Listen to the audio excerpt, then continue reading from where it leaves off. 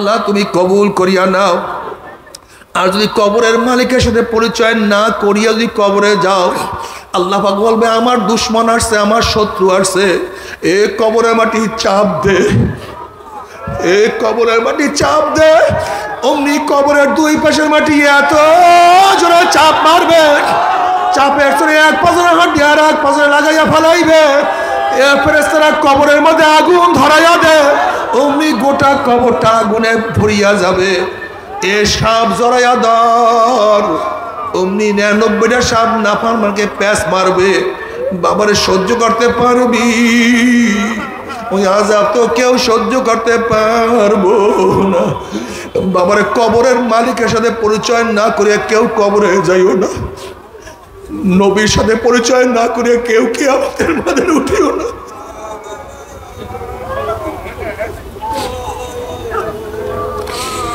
নবী আলাইহিস সালাতু ওয়াস সালাম হাউজের কিনারে দাঁড়াইয়া বলবে আমার উম্মতরা, আমি তোদেরকে এক পেয়ালা হাউজে কাউসারের পানি পান করায়া দেব।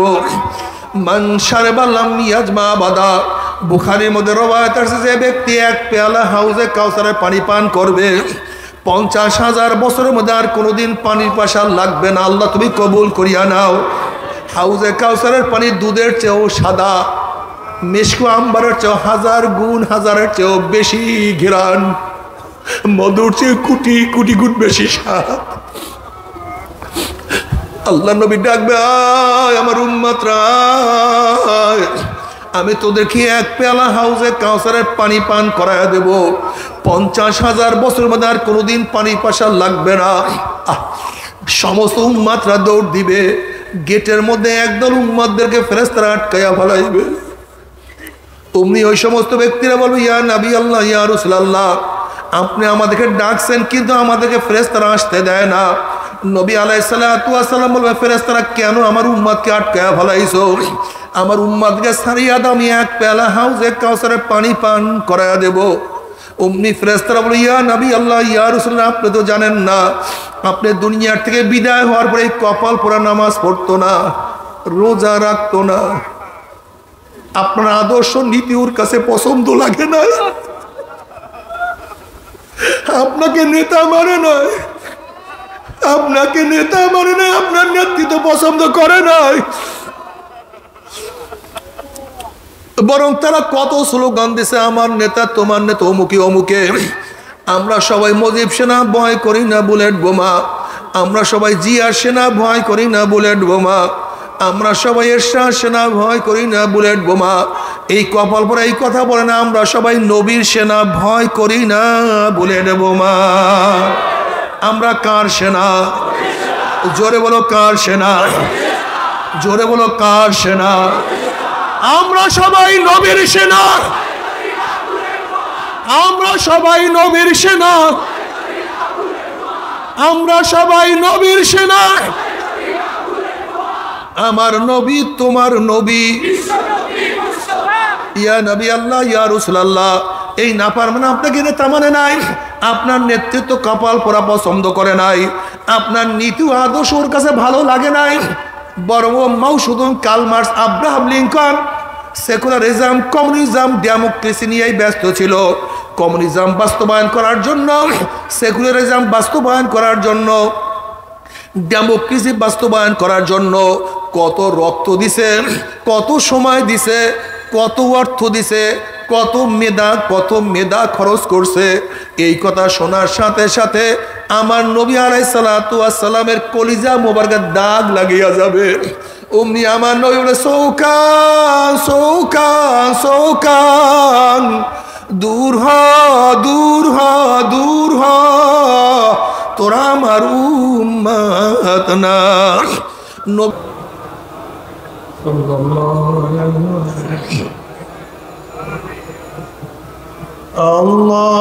اللهم صل على سيدنا حبيبنا مولانا محمد صلى الله عليه وعلى آله. أعوذ بالله من الشيطان الرجيم. بسم الله الرحمن الرحيم. والعصر إن الإنسان لفي خسر إلا الذين آمنوا وعملوا الصالحات وتواصوا بالحق وتواصوا بالصبر صدق الله مولانا العظيم وصدق رسول النبي الكريم আল্লাহ পাকের বান্দা জনাব মুহাম্মদ রাসূলুল্লাহ সাল্লাল্লাহু আলাইহি ওয়াসাল্লামের উম্মতগণ, আল্লাহ পাক রব্বুল আলামিন আপনাকে আমাকে এই ফিতনা ফাসাদের জমানায় যখন তাম দুনিয়ার থেকে ইসলাম মুসলমানদেরকে মিটিয়ে দেওয়ার ষড়যন্ত্র চলতেছে, ফিলিস্তিনের মধ্যে মুসলমানদেরকে উৎখাত করার ষড়যন্ত্র চলছে কি চলে নাই? চলছে। যে জমানায় তাম দুনিয়ার মধ্যে ইসলাম মুসলমান থাকবে কি থাকবে না এই প্রশ্নের সৃষ্টি হয়েছে, যে জমানায় মানুষ নেকের কাজ ছাড়তেছে, গুনার কাজ ধরতেছে, শুধু গুনার কাজ ধরেই না বরং গুনার কাজে প্রতিযোগিতা শুরু করছে কে কার আগে জাহান্নামে যাবে। সবাই বলি না আউযু বিল্লাহ। যে জমানায় মানুষ নেকের কাজে আশ্চর্য হয়, গুনার কাজে স্বাভাবিক থাকে,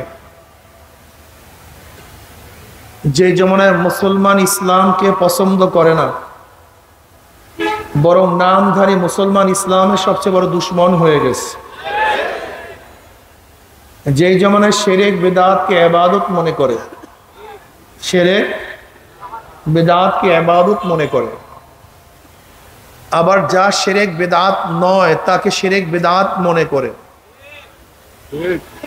যে জমানায় আংশিক দিন পালন করেও পরিপূর্ণ দিন পালন করার ঢেকুর তুলে,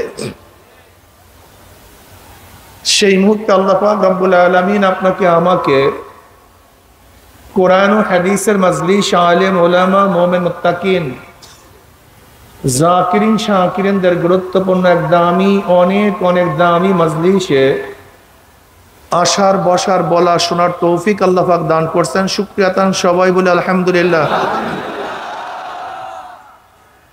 এই মাজলিস অনেক গুরুত্বপূর্ণ, অনেক দামি। দুনিয়ার মধ্যে যারা দামি হয় তাদেরকে গার্ডা বানানোর ব্যবস্থা করা হয়। দুনিয়ার মধ্যে দামি ব্যক্তির আলোচনা সব জায়গায় ছড়িয়ে পড়ে। দামি ব্যক্তি আসলে তার উপরে ফুল গোলাপ ছিটাতে থাকে। দুনিয়ার দামি ব্যক্তির গার্ডা বানার মানুষ দেয়, দামি ব্যক্তির উপরে ফুল গোলাপ মানুষই ছিটায়। দুনিয়ার দামি ব্যক্তির আলোচনা মানুষই করে। কিন্তু আপনারা এত দামি, আপনাদের গার্ড অব অনার হিসাবে গোটা এরিয়াকে ফেরেশতারা ঘিরিয়া ফেলেছে। আপনারা এত দামি, খোদ আল্লাহ পাক রব্বুল আলামিন আপনাদের রহমত এবং সাকিনা বর্ষণ করতেছেন। আপনারা এত দামি, খোদ আল্লাহ পাক রব্বুল আলামিন আপনাদেরকে নিয়ে ফেরেশতাদের মধ্যে আলোচনাও শুরু করছেন। সুবহানাল্লাহ বলবেন না? কি আপত্তি আছে সুবহানাল্লাহ বলতে? সুবহানাল্লাহ বলবেন। একবার সুবহানাল্লাহ বলার সাথে সাথে আমলনামায় 1000 নেকি লেখা হয়ে যায়, 1000 গুনাহ ঝরে যায়।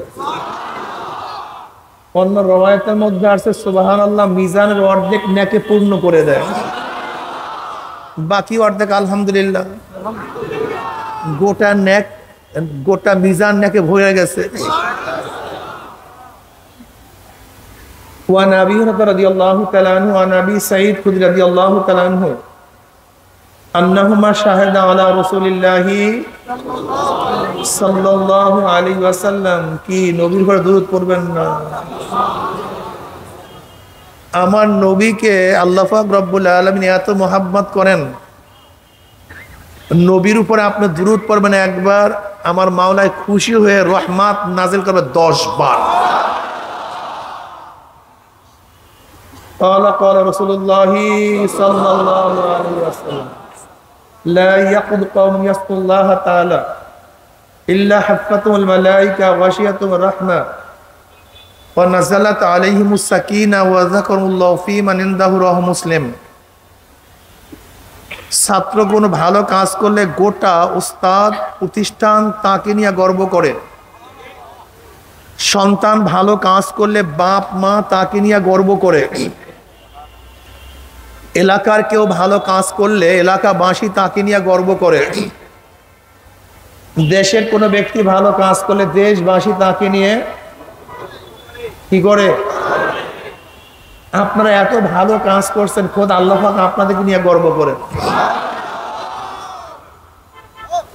وعن معاوية رضي الله عنه قال خرج رسول الله صلى الله عليه وسلم على حلقة من أصحابه قال ما أجلسكم قالوا جلسنا نذكر الله ونحمد على ما هدانا الإسلام ومن به علينا قال الله ما أجلس ذلك قالوا الله ما أجلس ذلك قال رسول الله صلى الله عليه وسلم أما إني لم أستحلفكم تحمة لكم ولكن آتاني جبريل فأخبرني أن الله باعث الملائكة رواه مسلم। এই মাজলিস অনেক গুরুত্বপূর্ণ, অনেক দামি। সব সময় আমি জিকিরের মাজলিসকে ধোলাই কারখানা বলি। ধোলাই কারখানা যখন জামা কাপড় দেওয়া হয়, জামা কাপড়গুলি ময়লা থাকে, কারখানালা যখন ফেরত দেয় পরিষ্কার, ময়লার কোনো ছাপ থাকে না। ঠিক এখানে যখন ঢুকছিলাম আমল নামায় গুনার বহুত ময়লা ছিল, কালি ছিল। আল্লাহ পাক কবুল করলে মাজলিস থেকে বের হয়ে যাবে, গুনাহ সব সাফ হয়ে যাবে। বুখারীর মধ্যে দীর্ঘ এক রওয়ায়াত আছে, এই জিকিরের মাজলিসকে কেন্দ্র করে আল্লাহ পাক ফেরেশতাদের সাথে বিভিন্ন প্রশ্ন এবং জবাব দেওয়ার পরে সিদ্ধান্ত দেন, উশহিদুকুম আন্নী কাদ গাফারতু লাহুম। ফেরেশতারা সাক্ষী থাক, গোটা মাজলিসের বান্দাদের গুনাহ আমি সব মাফ করে দিচ্ছি। ইয়াকুলুল মালাকু মিনাল মালাইকাতি ফীহিম ফুলানুন লাইসা মিনহুম ইন্নামা জালি হাজাতান ইয়াকুলুন লাজাওয়াজাল্লাহুমুল জুলাসা লা ইয়াশকা জালিসুম রাহুল বুখারী। মাজলিস অনেক গুরুত্বপূর্ণ। সংক্ষিপ্ত সময় আলোচনা করব, খুব খেয়ালের সাথে। আমার তন মন, আমার শরীর মন একই জায়গায় রেখে বয়ান শুনতে হবে। শরীর এখানে, মন বাড়িতে, ফায়দা হবে না। আপনি টিউবওয়েলে পানি আনার জন্য গেছেন, টিউবওয়েল চাপতেছেন, পাত্র ধরছেন, কিন্তু পাত্রের মুখের সাথে টিউবওয়েলের মুখের মিল নেই, পাত্রের মধ্যে পানি পড়বে? সময় বেকার, কষ্ট বেহুদা। এখানে বসছেন, কলপটা আমার দিকে ফিরায় রাখেন, একেবারে ডাইরেক্ট। দুনিয়ার সমস্ত চিন্তা ভাবনা অন্তর থেকে দূর করে দেন। গোটা দুনিয়া কিয়ামত হয়ে যাবে, ওই দিকে আমার কোনো খেয়াল নেই, আমার খেয়াল বয়ানের দিকে। কথা ঠিক না? বয়ান তো জানিনি। আমি যে সূরা তেলাওয়াত করছি, এই সূরা আপনারা জানেন। আল্লাহ পাক সূরার শুরুতেই কসম কাটছেন, ওয়াল আসর, কাসামতুল আসর। আল্লাহ পাক সময়ের কসম কাটছেন। কিসের সময়? কিসের কসম কাটছেন? সময়ের কসম কাটছেন। আল্লাহ পাক সময়ের কসম কাটছেন কেন? কিসের জন্য? সময়ের গুরুত্ব বুঝাবার জন্য। কিসের গুরুত্ব বুঝাবার জন্য ভাই? সময়ের গুরুত্ব বুঝাবার জন্য। সময় সবচেয়ে দামি, এর চেয়ে দামি কোনো জিনিস নেই। গাড়ির পিছনে লেখা থাকে সময়ের চেয়ে জীবনের মূল্য অনেক বেশি। আমার তখন লিখতে মনে চায়, যেই জীবন সময়কে মূল্যায়ন করতে পারে সেই জীবনের দাম আছে, আর যেই জীবন সময়কে মূল্যায়ন করতে পারে না এই জীবনের কোনো দাম নেই। যেই জীবন সময়কে মূল্যায়ন করতে পারে সেই জীবনের কি আছে, আর যেই জীবন সময়কে মূল্যায়ন করতে পারে না সেই জীবনের কোনো দাম নাই, কোনো মূল্য নাই। সময় সবচেয়ে দামি, এর চেয়ে দামি কোনো জিনিস নেই। দেখেন, সময়কে যদি মূল্যায়ন করতে পারেন তাহলে দুনিয়াও কামিয়াব, আখিরাতও কামিয়াব। আর সময়কে যদি মূল্যায়ন করতে না পারেন, খাসরাত দুনিয়া ওয়াল আখিরাত, দুনিয়াও বরবাদ, আখিরাতও বরবাদ।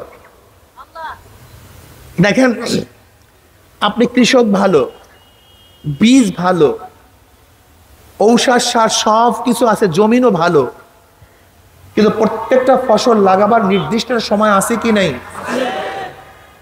আপনি নির্দিষ্ট সময় যেই ফসল যেই সময় লাগাবার দরকার সেই সময় সেই ফসল লাগান নাই, অন্য সময় পার করে বা সময়ের আগে সেই ফসল লাগাইছেন, ফসল ভালো হবে না খারাপ হবে? কেন? জমিন খারাপ, কৃষক খারাপ, তা খারাপ হওয়ার কারণটা কি? কি মতো হয় নাই?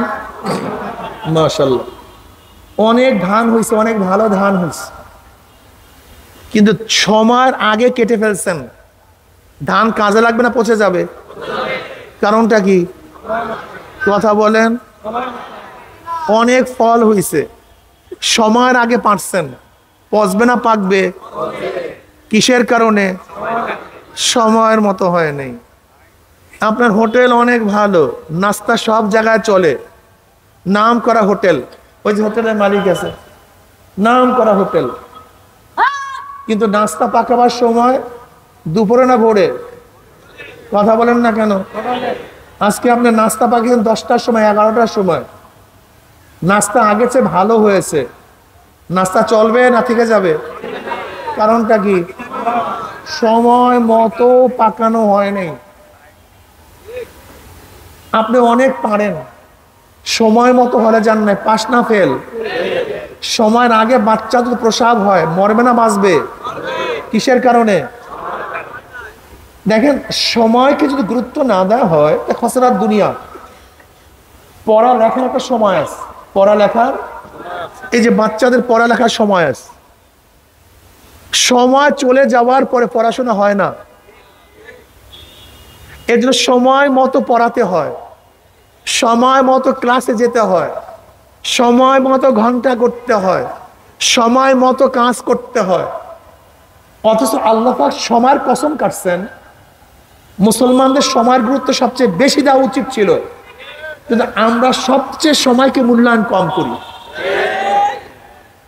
অথচ যারা বিশ্বের মধ্যে শ্রেষ্ঠ ধনী, ফার্স্ট কান্ট্রি, তারা সময়কে সবচেয়ে গুরুত্ব দেয়, সবচেয়ে গুরুত্ব দেয়। যদি মিটিং কল করে 10টায়, 10টায় আসবে, 10:30টায় আসবে না। যদি 9টায়, 9টায়, 1 মিনিট পরেও আসবে না। তারা সময়কে মূল্যায়ন করে, কিন্তু আমরা সময়কে মূল্যায়ন করি না।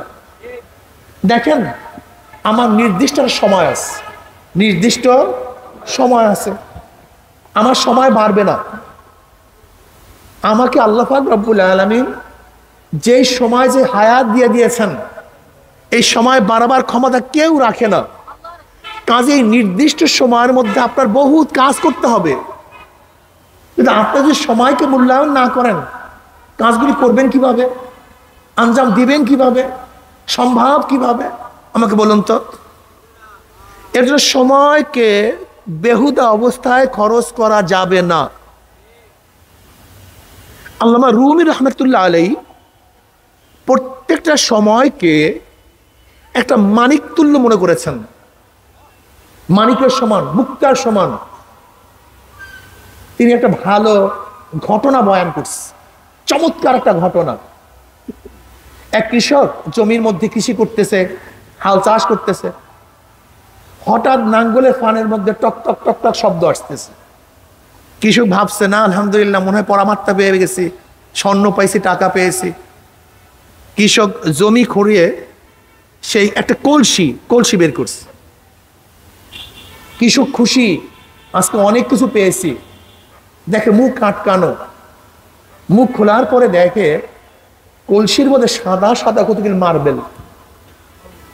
এখন কৃষক হতাশ হয়ে গেছে, ভাবছিলাম অনেক কিছু পেয়েছি, টাকা পেয়েছি, স্বর্ণ পেয়েছি, কতগুলি মার্বেল। যাক, কৃষকের গুলাইল বাস মারার খুব অভ্যাস ছিল।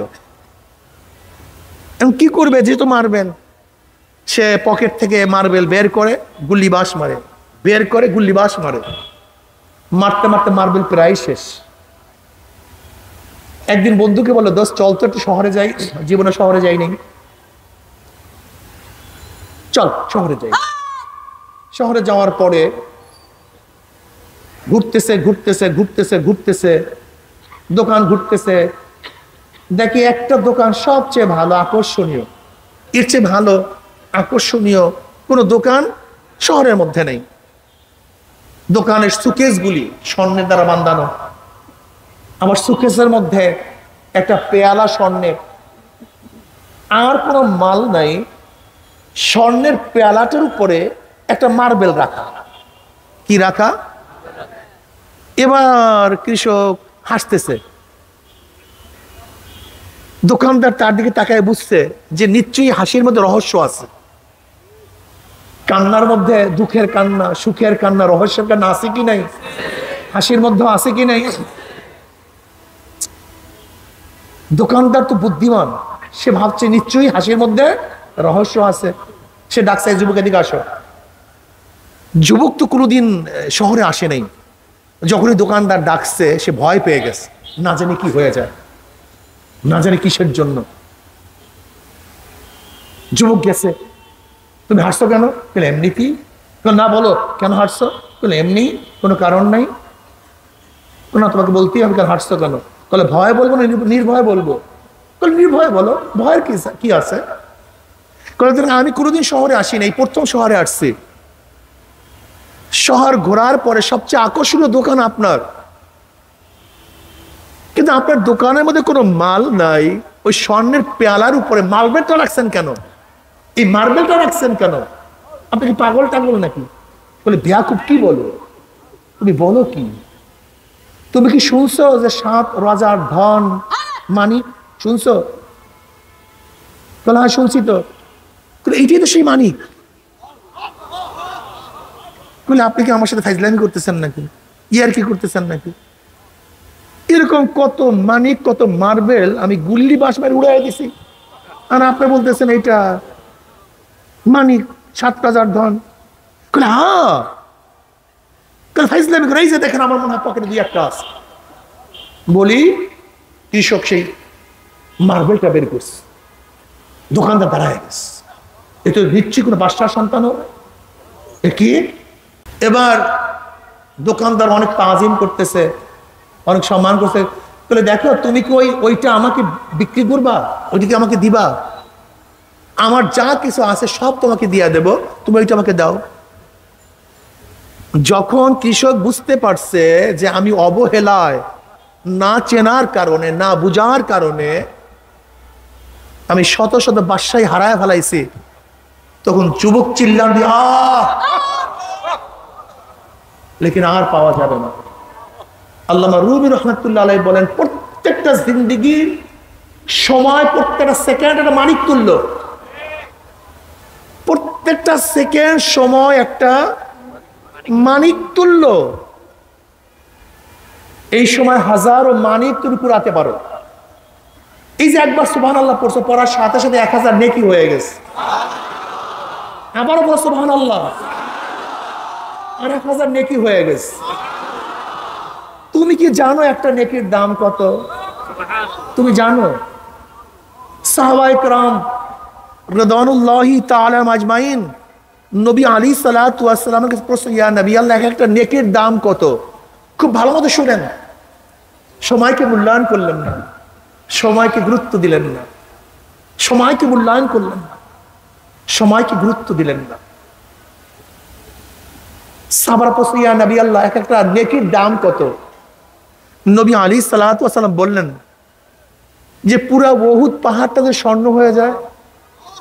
কোন পাহাড়? গোটা উহুদ পাহাড়টা যে স্বর্ণ হয়ে যায়। এই গোটা উহুদ পাহাড় যে স্বর্ণ হয়ে যায়, এই উহুদ পাহাড়ের যেই দাম, তার চেয়ে একটা নেকির দাম অনেক বেশি। এই সময়ের মধ্যে এই উহুদ পাহাড়ের মতো স্বর্ণ কামাই করা সম্ভব কি সম্ভব না? কিন্তু সময়ের গুরুত্ব দেই না, বেহুদা। সময় কাটে না, কাটবে কেন? তুমি তো সময়ের মূল্যায়নই করতে পারো না। তোমার সময় কাটবে কেন? তুমি তো ওই কৃষকের মতো না জানার কারণে, না চেনার কারণে মানিককে বেহুদা বেহুদা গুল্লিবাস মারিয়া শেষ করতেছ। ইব্রাহিম সাহেব রহমতুল্লাহ আলাইহি প্রতিদিন 24,000 বার জিকির করতেন। কত হাজার বার? কারণ একটা মানুষের শ্বাস নিঃশ্বাস ত্যাগ হয় 24,000 বার। তিনি 24,000 বার জিকির করতেন। আল্লাহর ওলি হয়ে গেছেন, তুমি ওই সময়কে ব্যবহার করে তুমি আল্লাহর ওলি হয়ে যাইতে পারো। আমার চিটাঙ্গের বাবারা, আপনার তো আল্লাহর ওলির খুবই পাগল, ওলিদের পাগল চিটাঙ্গের মানুষ। আলহামদুলিল্লাহ, আমার কাছে এত ভালো লাগে, এত ভালো লাগে। আপনি ওলি হন না কেন? কি কথা বলেন না কেন? আপনি ওলি হন না কেন? আপনি নিজেই তো ওলি হতে পারেন। এখানে আসছেন কেন? ওলি হওয়ার জন্য তো আসছেন। আপনি কি ভাবছেন ওলি হতে গেলে বহুত বড় পীর হতে হয়, বহুত বড় মুহাদ্দিস হতে হয়, বহুত বড় মুফতি হতে হয়, বংশীয় হতে হয়, ধনী হতে হয়, শিক্ষিত হতে হয়, সুন্দর আকর্ষণীয় চেহারা হতে হয়, সুঠাম দেহ বিশিষ্ট হতে হয়? তোমরা ভুল বলতেছ। ওলি হওয়ার জন্য এগুলি কিছুর প্রয়োজন নেই, কিছুর প্রয়োজন নেই। নাম ডাকে ওলি হওয়া যায় না। আমি তো কসম করে বলতে পারি, আজকে আমি যে বয়ান করতেছি এর সে হাজারো, আমার চেয়ে কোটি গুণ দামি, আমার চেয়ে কোটি কোটি গুণ দামি লোক এই সামনে আছে। আলহামদুলিল্লাহ, আমাদের তো হাইসিয়াতই নেই। কোটি কোটি কোটি কোটি গুণ দামি হাজারো মানুষ এই মাজলিসের মধ্যে, যারা সাথে আল্লাহর সাথে সম্পর্ক, আল্লাহর সাথে সম্পর্ক, আল্লাহর সাথে নিসবত। তুমি কি ভাবছো চরমনে পীর হওয়া লাগবে ওলি হওয়ার জন্য? না, বিশাল গেট দেওয়া লাগবে, বিশাল গেট লাগবে, বিশাল সংবর্ধনা দেওয়া লাগবে, ফুলের মালা দিতে দিতে উঁচা করে ফেলাইতে হবে। ওলি হওয়ার জন্য এগুলো কিছুর প্রয়োজন নেই। দুইটা জিনিস যার মধ্যে থাকবে সে আল্লাহর ওলি হয়ে যাবে। বলেন না সবাই? কয়টা জিনিস ভাই? আমার বক্তব্য না, আল্লাহ পাক নিজেই বলেন, আলা ইন্না আউলিয়া আল্লাহি লা খাউফুন আলাইহিম ওয়া লা হুম ইয়াহজানুন আল্লাযীনা আমানু ওয়া কানু ইয়াত্তাকুন লাহুমুল বুশরা ফিল হায়াতিদ দুনিয়া ওয়া ফিল আখিরাহ। ক্লিয়ার কাট কথা।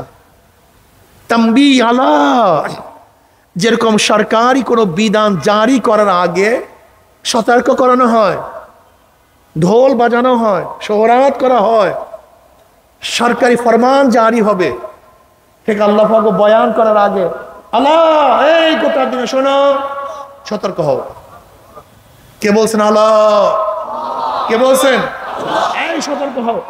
আমি এখন আলোচনা করব, আমি বয়ান করব, প্রস্তুত নাও বয়ান শোনার জন্য। আল্লাহ, এরপর আল্লাহ শুরু করছেন, ইন্না ইন্না আউলিয়া আল্লাহি লা খাউফুন আলাইহিম ওয়া লা হুম ইয়াহজানুন। শোনো, ওলির বহু বচন আউলিয়া। ওলির, জোরে বলেন, ওলির বহু বচন। আমার বন্ধুগণের আল্লাহ পাক এক বচন ব্যবহার করছে না বহু বচন? ওলি একজন হবে না বহুত হবে? বহুত হবে, একজন হবে কেন? আউলিয়া, আমার আউলিয়া গণের। আলা ইন্না আউলিয়া আল্লাহি লা খাউফুন আলাইহিম ওয়া লা হুম ইয়াহজানুন। আমার বন্ধুদের কোনো ভয় নাই, কোনো চিন্তা নেই। কে বলছেন? লা খাউফুন আলাইহিম ওয়া লা হুম ইয়াহজানুন। কোনো ভয় নাই, কোনো চিন্তা নাই। আল্লাহ পাক এই কথা বলেন নাই কবরে ভয় নাই, কিয়ামতে ভয় নাই, কবরে চিন্তা নাই, কিয়ামতে চিন্তা না, মুতলাক লা খাউফুন আলাইহিম ওয়া লা হুম ইয়াহজানুন। দুনিয়াতেও ভয় নাই, কবরেও ভয় নাই। দুনিয়াও চিন্তা নাই, কবরেও চিন্তা নাই, কোনো চিন্তা নাই। লা খাউফুন আলাইহিম ওয়া লা হুম ইয়াহজানুন। ওলি কারা? এবার আসুন, এইটা মনে রাখবেন কিয়ামত পর্যন্ত। আর ধোঁকা খাবেন না। আমাদের চিটাঙ্গের বাবাদের একটু চিন্তা হলো, হুজুর হাদিয়া দেব, যত পারেন নেন, গরু যেইটা পারেন সব নেন, বস্তায় বস্তায় টাকা দিয়ে দেব, কিন্তু আমি আমল করতে পারবো না। আমল আপনি করবেন, আমি আকাম করব, আপনাকে টাকা দেবো, আমাকে জান্নাতে নিয়ে দেবেন। বুঝাতে পারি? আমি খুব খেয়াল করে দেখছি ঘটনা কি, লোকগুলি এত আল্লাহওয়ালা, এত দিন প্রেমিক, কিন্তু ঘটনা কি হকের পথে আসে না কেন?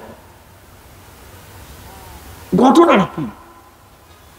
আমি চিন্তা করছি কিছু কিছু ধোকাবাজরা আসে, যারা বিশাল আবা কাবা টাবা অমুক টমুক দিয়া টিয়া ফুল টুল রৌনক টৌনক সাজাইয়া অলি সাজিয়া বা সবাইকে ডাকে, কোনো টেনশন নাই, তোর নায়ের মাঝি আমি, তুই যা পারো কর, আমাকে দে, তোর জান্নাতের গ্যারান্টি আমি নিজে।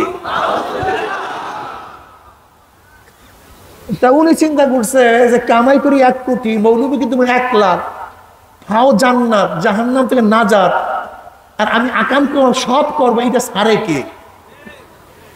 বাস।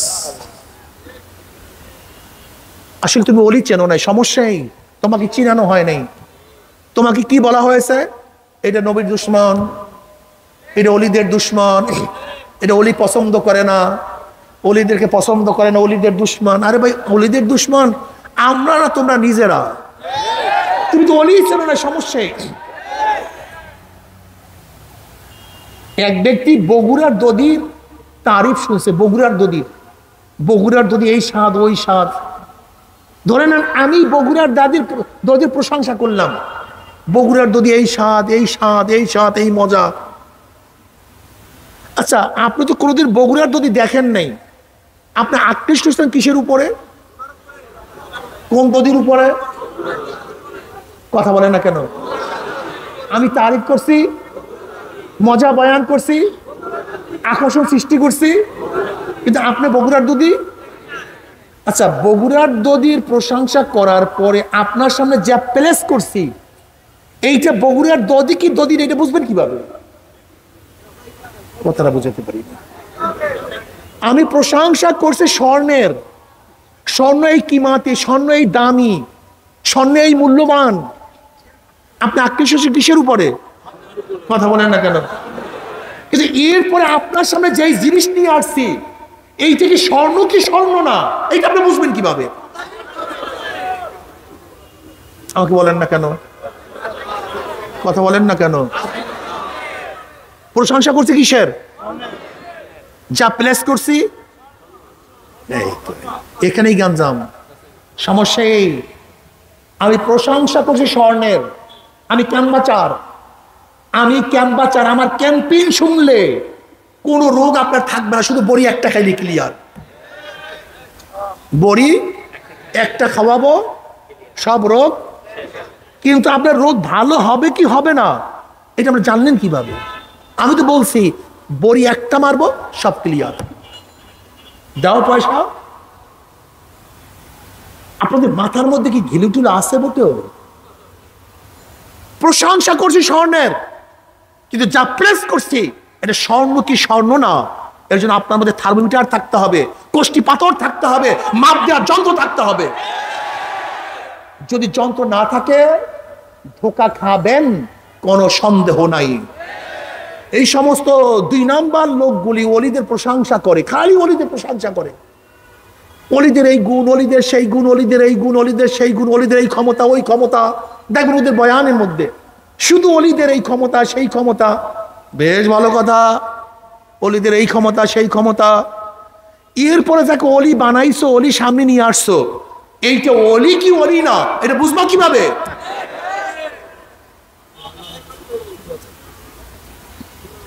এবার শোনো, জীবনে আর ধোকা খাবে না। আল্লাহ পাক নিজে অলির পরিচয় দিচ্ছেন, আল্লাহ পাক জানেন এরকম ধোকা দিবে। এর জন্য আল্লাহ পাক পরিচয় দেন, আল্লাযীনা আমানু ওয়া কানু ইয়াত্তাকুন। অলিদের মধ্যে 2টা গুণ থাকবে। কয়টা গুণ? আমার পর্দার মা বোনেরা খুব ভালো মতো খেয়াল দিয়ে শোনেন, খুব ভালো মতো শোনেন। যুবক বাবারা, আমার চিটাঙ্গের বাবারা, আমরা কাউ শত্রু নই, আমরা আপনাদের বন্ধু। অলিদের 2টা গুণ কে বলছেন? খোদ আল্লাহ পাক নিজে। আল্লাযীনা আমানু ওয়া কানু ইয়াত্তাকুন, যাদের মধ্যে ঈমান ও তাকওয়া থাকবে। বলেন সবাই, বলেন আবারও জোরে। কি কি? মাশাআল্লাহ। এই ঈমান ও তাকওয়া যদি রিকশার মধ্যে, রিকশাওয়ালার মধ্যে থাকে, ঠেলাওয়ালার মধ্যে, মেতরের মধ্যে, মুসির মধ্যে, কামারের মধ্যে, ঋষির মধ্যে, বর্তমানে দিল্লির জামে মসজিদ, এই জামে মসজিদের ডিজাইনারকে জানেন? একজন মেতর। বাদশাহ শাহজাহান একটা মসজিদ স্বপ্নে দেখছে। বাদশাহ শাহজাহান মসজিদ স্বপ্নে দেখার পরে মনে মনে নিয়াত করছেন ওই ডিজাইনে একটা মসজিদ করবে। ভোরে উঠছে ঘুম থেকে, ওঠার পরে আর্কিটেক্ট ডাকছে, ইঞ্জিনিয়ার ডাকছে, ইঞ্জিনিয়ার দিকে আসো, আমি একটা মসজিদ স্বপ্নে দেখছি, সেই ডিজাইনের মসজিদ করব, তুমি আমাকে ডিজাইন করে দাও। বলে নমুনা বলেন। নমুনা ভুলে গেছি। নমুনা বলে তো আমি ডিজাইন করবো কিভাবে? নমুনা তো মনে নেই। বলে আমার কাজ হবে না, আপনি আধ্যাত্মিক লাইনের লোক ডাকেন। খুব ভালো মতো শুনবেন, খুব ভালো মতো শুনবেন। এবার বাদশাহ শাহজাহান ওই জমানার সবচেয়ে বড় নামি দামি বুজুর্গকে নিয়ে আসছে। বুজুর্গরা সবসময় নিজের বুজুর্গকে সুফায়া রাখে, আর আমরা বুজুর্গকে খালি প্রকাশ করি। বুজুর্গকে ডাকছে, আমি একটা মসজিদ স্বপ্নে দেখছি, ডিজাইন করে দেন। ভুলে গেছি, আমি বড় বুজুর্গ না, আমার চেয়ে বড় বুজুর্গ আপনার বাবুসখানায় যে বাবুরছে সে আমার চেয়ে বড় বুজুর্গ, আমরা তাকে ডাকেন। এবার বাবুরসিকে ডাকছে। বাবুরসি এসে বলছে, আমি তো বড় বুজুর্গ না, ওলি না, আপনার যে মল মূত্র সাফ করে মেত সে আমার চেয়ে বড় ওলি, আপনি তাকে ডাকেন। এবার মেতরকে ডাকা হয়েছে। মেতর আসছে। তাহলে বাদশাহ নামদার, বুঝছি আপনি যে জন্য ডাকছেন, একটা মসজিদের নকশা করার জন্য তো? বলে হ্যাঁ। বলে আপনি বসেন, আমি নিয়ে আসতেছি মসজিদের নকশা। কতক্ষণ পরে কাগজের মধ্যে একটা ডিজাইন করে নিয়ে আসছে। বলে আল্লাহর কসম, আমি স্বপ্নের মধ্যে এই ডিজাইনের মসজিদ দেখছি। ইতিহাসের ইতিহাস গোলাম মুর্তুজা চেপে রাখা ইতিহাস যিনি লিখছেন, ভারতের সবচেয়ে বড় একজন ঐতিহাসিক, তিনি ইতিহাসের মধ্যে চেপে রাখা ইতিহাসের মধ্যে ঘটনা নিয়ে আসছেন। অথচ সে বেতর, কিন্তু আল্লাহর ওলি। কয়টা জিনিস না আল্লাহর ওলি বুঝলে গেছেন এর মধ্যে, কি জানি? ঈমান, তাকওয়া কি জিনিস? এটা খায় না, মাথায় দেয়। ওয়ালাহু সালাসু মারাতিব। ইমাম বাইজাবি বলেন তাকওয়ার তিনটা স্তর আছে। ওয়ালাহু সালাসু মারাতিব। আল উলা আত-তাওয়াক্কি আন আযাবিল মুখাল্লাদ বিত-তাবাররুই আনিশ শিরক ওয়া আলাইহি কাউলুহু তাআলা ওয়া আলজামনা কালিমাতাত তাকওয়া। আস-সানি التذنب عن كل ما يقسم من فعل أو تركا حتى الصغائر عند قوم وهو المتعارض اسم التقوى في الشرع وعليه قوله تعالى ولو أن أهل القرى آمنوا واتقوا لفتحنا عليهم بركات من السماء والأرض। সবাই আমার সাথে বলেন, করণীয় বর্জনীয়, যা করলে অথবা বর্জন করলে গুনাহ হয়, এমন জিনিস থেকে নিজেকে বাঁচায় রাখার নাম তাকওয়া। ইমাম বাইজাবি রহমাতুল্লাহ আলাইহি গোটা ইসলামকে সাগরের পানিকে একটা লোটার মধ্যে ঢুকাইয়া দিস। গোটা ইসলামকে ছোট্ট একটা ইবারতের মধ্যে নিয়ে আসছেন। করণীয় বর্জনীয়, যা করলে বর্জন করলে গুনাহ হয়, এমন জিনিস থেকে নিজেকে বাঁচায় রাখার নাম তাকওয়া। নামাজ করণীয় না বর্জনীয়? বর্জন করলে কি হয়? মদ করণীয় না বর্জনীয়? ধরলে কি হয়? সুদ করণীয় না বর্জনীয়? সুদ ধরলে কি হয়? পর্দা করণীয় না বর্জনীয়? পর্দা বেপর্দা চললে কি হয়? কেউ যদি কাউকে সেজদা দেয়, হারাম কি হারাম না? গ্রহণ করলে কি হয়? কথা বলেন না কেন? এখন যদি তাদেরকে ওলি বলেন, তা আপনার সে বড় পাগল দুনিয়াতে নেই। আপনি তো পাগল আস্তা, আপনার মাথায় ঠিক নেই। দাড়ি কাটা মানুষ আল্লাহর ওলি হতে পারে না। যাদের কাছে বেপর্দা মহিলারা যায় তারা ওলি হতে পারে না, শয়তানের ওলি।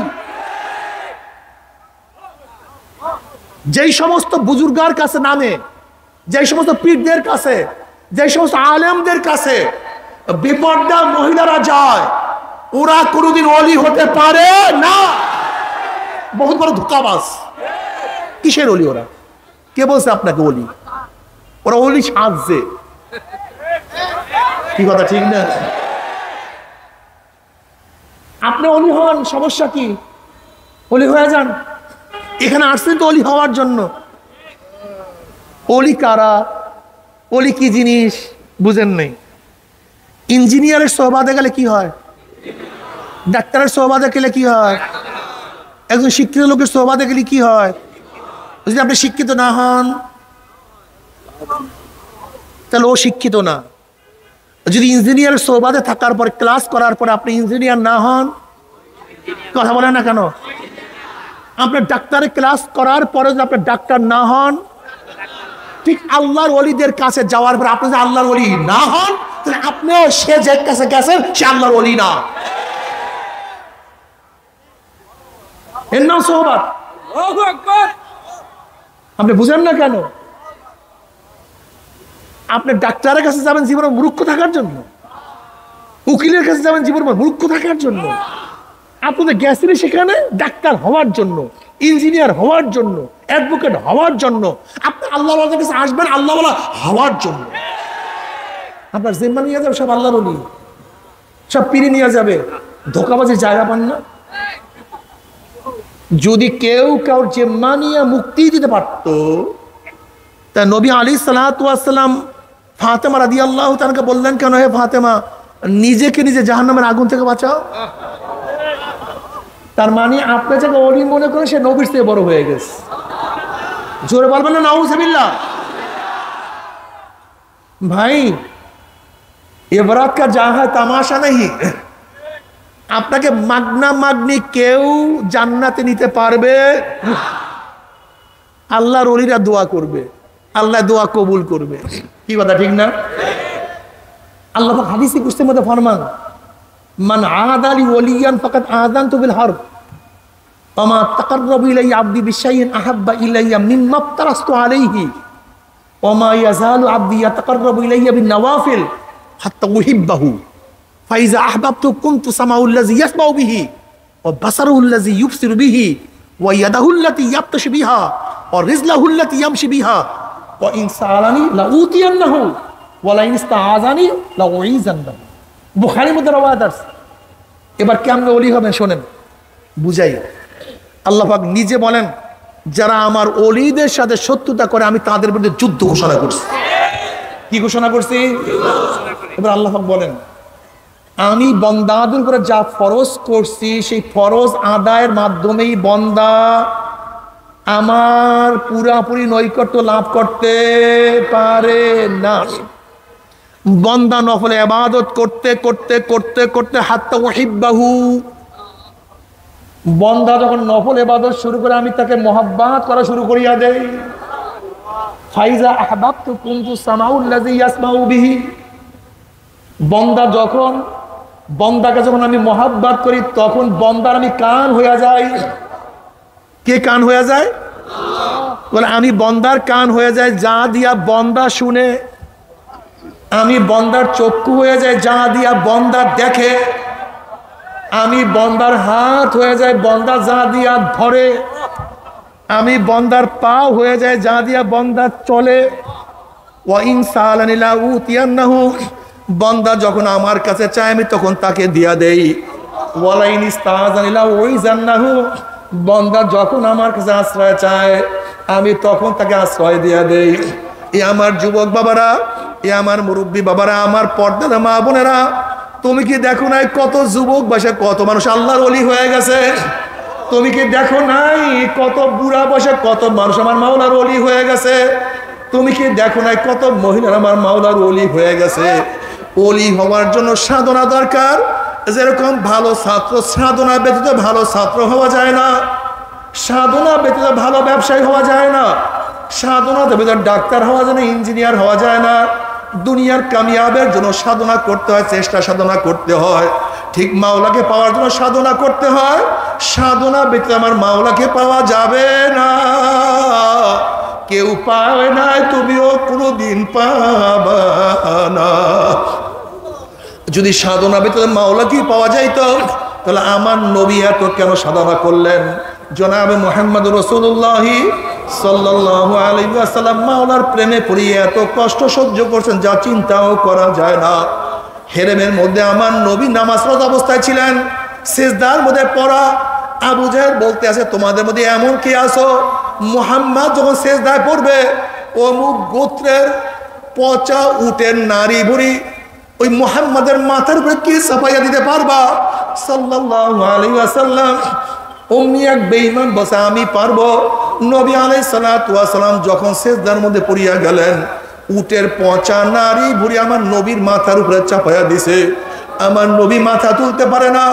আব্দুল্লাহ ইবনে মাসউদ রাদিয়াল্লাহু ফরমান, বুখারীর মধ্যে রওয়ায়াত আছে, আমি সব ঘটনা দেখতেছিলাম কিন্তু সাহায্য করার মতো কোনো শক্তি আমার কাছে ছিল না। আমি সাহায্য করার কোনো শক্তি রাখি না। কি জানো, ফাতেমা রাদিয়াল্লাহু তাআলাকে খবর দিছে তোমার বাবার অবস্থা এরকম। ফাতেমা রাদিয়াল্লাহু তাআলা আসছেন, বাবার এই অবস্থা দেখিয়া তখন মেয়ের কলিজার মধ্যে কেমন লাগছে।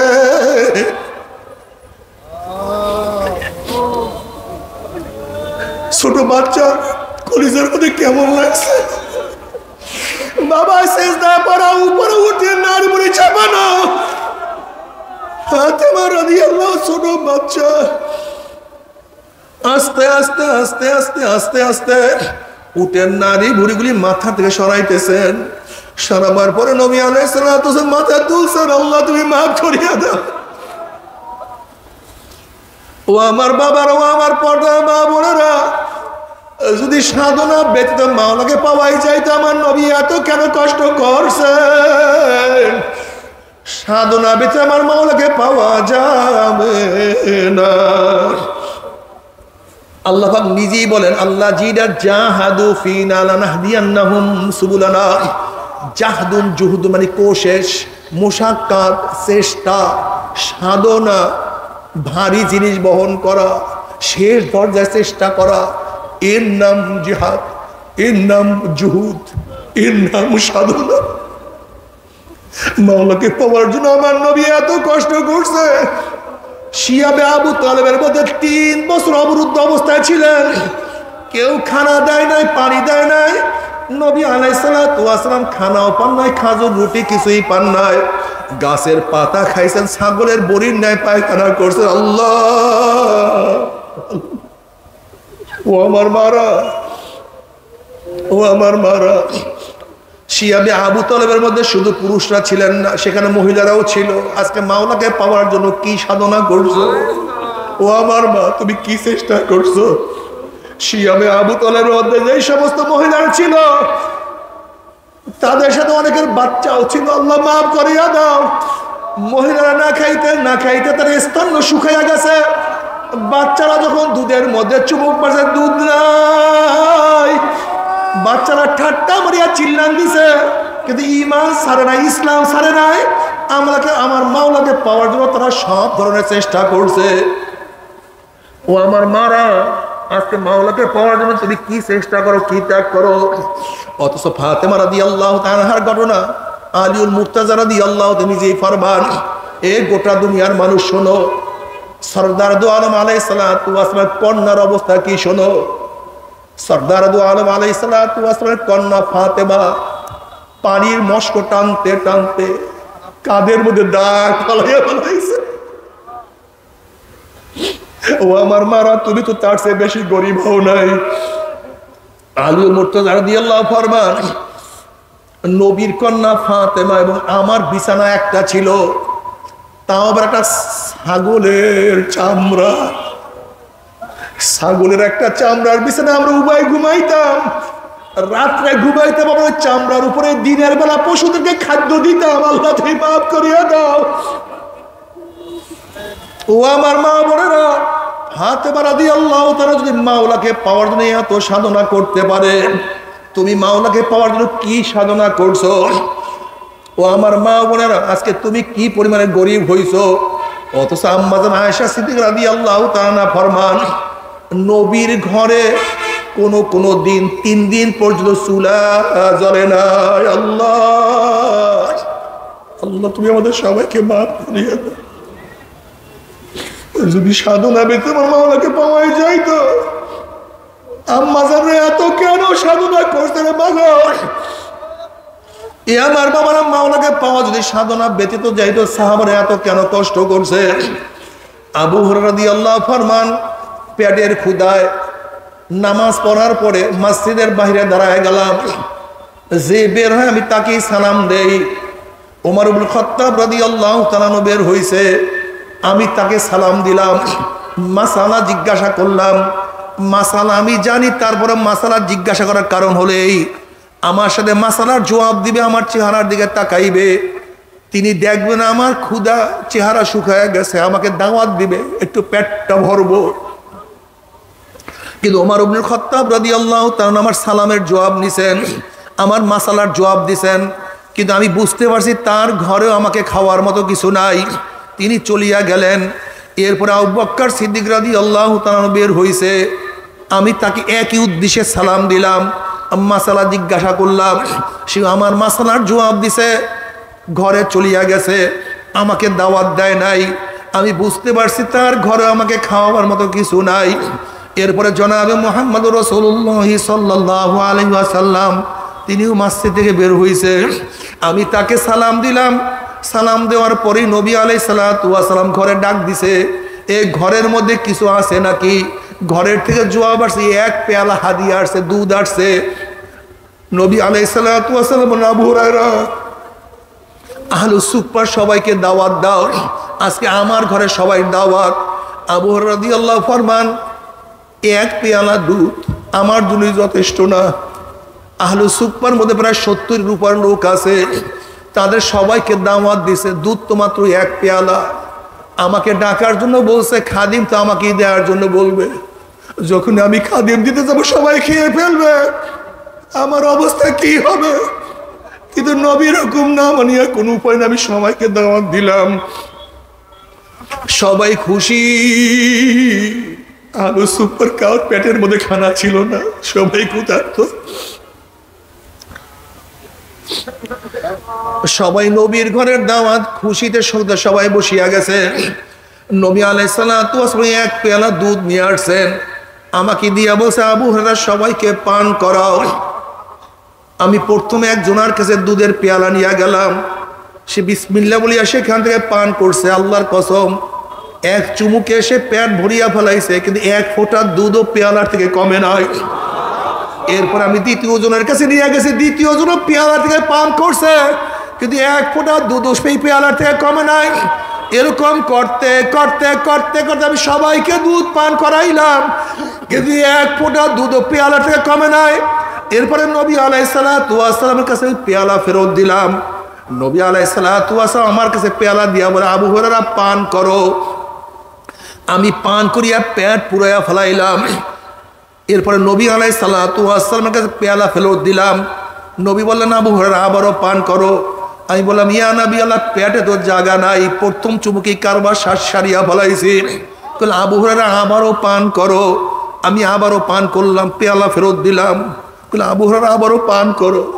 বুখারীর মধ্যে রওয়ায়াত আছে, আবু হুরায়রা বলে, আমার পেট উঁচা হয়ে গেছে। আবারও তৃতীয়বার পান করলাম। আবু হুরায়রা পান করে, আমি তৃতীয়বার পান করলাম।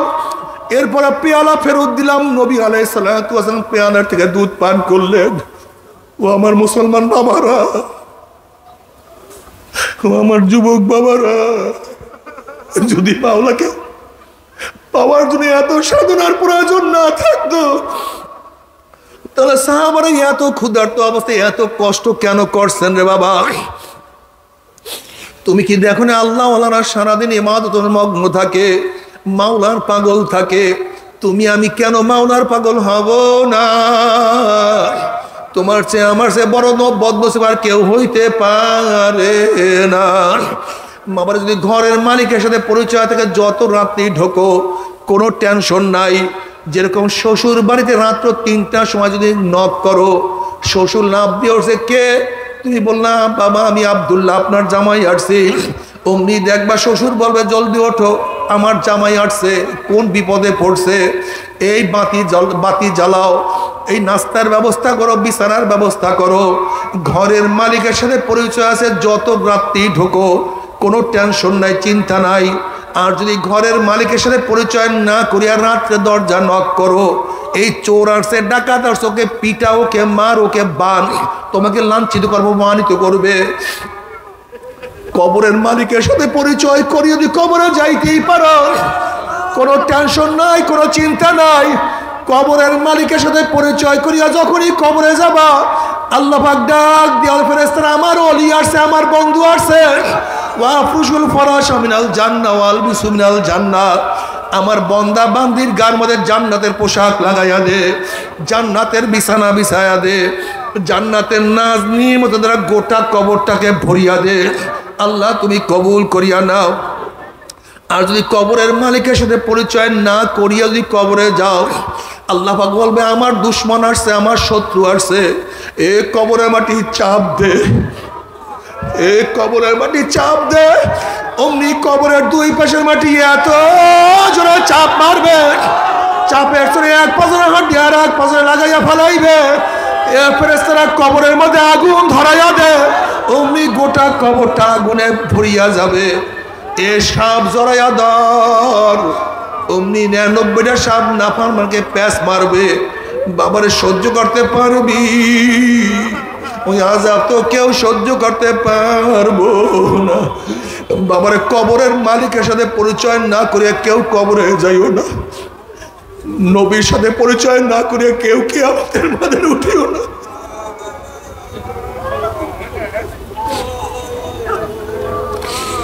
নবী আলাইহিস সালাতু ওয়াস সালাম হাউজের কিনারে দাঁড়াইয়া বলবে আমার উম্মতরা, আমি তোদেরকে এক পেয়ালা হাউজে কাউসারের পানি পান করায়া দেব। মান শারবা লাম ইয়াজমা বাদা, বুখারীর মধ্যে রওয়ায়াত আছে যে ব্যক্তি এক পেয়ালা হাউজে কাউসারের পানি পান করবে 50,000 বছরের মধ্যে আর কোনোদিন পানির পাশা লাগবে না। আল্লাহ তুমি কবুল করিয়া নাও। হাউজে কাউসারের পানি দুধের চেয়েও সাদা, মিশকু আম্বারের চেয়েও 1000 গুণ, হাজারের চেয়েও বেশি ঘ্রাণ, মধুর চেয়ে কোটি কোটি গুণ বেশি স্বাদ। আল্লাহ নবী ডাকবে, আয় আমার উম্মতরা, আমি তোদেরকে এক পেয়ালা হাউজে কাউসারের পানি পান করায়া দেব। 50,000 বছরের মধ্যে আর কোনোদিন পানি পাশা লাগবে না। সমস্ত উম্মতরা দৌড় দিবে। গেটের মধ্যে একদল উম্মতদেরকে ফেরেশতারা আটকাইয়া ফেলাইবে। অমনি ওই সমস্ত ব্যক্তিরা বলবে, ইয়া নবী আল্লাহ, ইয়া রাসূলুল্লাহ, আপনি আমাদেরকে ডাকছেন কিন্তু আমাদেরকে ফেরেশতারা আসতে দেয় না। নবী আলাইহিস সালাতু ওয়াস সালাম বলবে, ফেরেশতারা কেন আমার উম্মতকে আটকায়া ফেলাইছো? আমার উম্মতকে ছাড়িয়া দাও, আমি এক পেয়ালা হাউজে কাউসারের পানি পান করায়া দেব। অমনি ফেরেশতারা বলে, ইয়া নবী আল্লাহ, ইয়া রাসূলুল্লাহ, আপনি তো জানেন না, আপনি দুনিয়ার থেকে বিদায় হওয়ার পরে কপাল পোড়া নামাজ পড়তো না, রোজা রাখতো না, আপনার আদর্শ নীতি ওর কাছে পছন্দ লাগে না, আপনাকে নেতা মানে নয়, আপনাকে নেতা মানে নয়, আপনার নেতৃত্ব পছন্দ করে নাই, বরং তারা কত স্লোগান দিছে, আমার নেতা, তোমার নেতা, অমুকে অমুকে। আমরা সবাই মুজিব সেনা, ভয় করি না বুলেট বোমা। আমরা সবাই জিয়া সেনা, ভয় করি না বুলেট বোমা।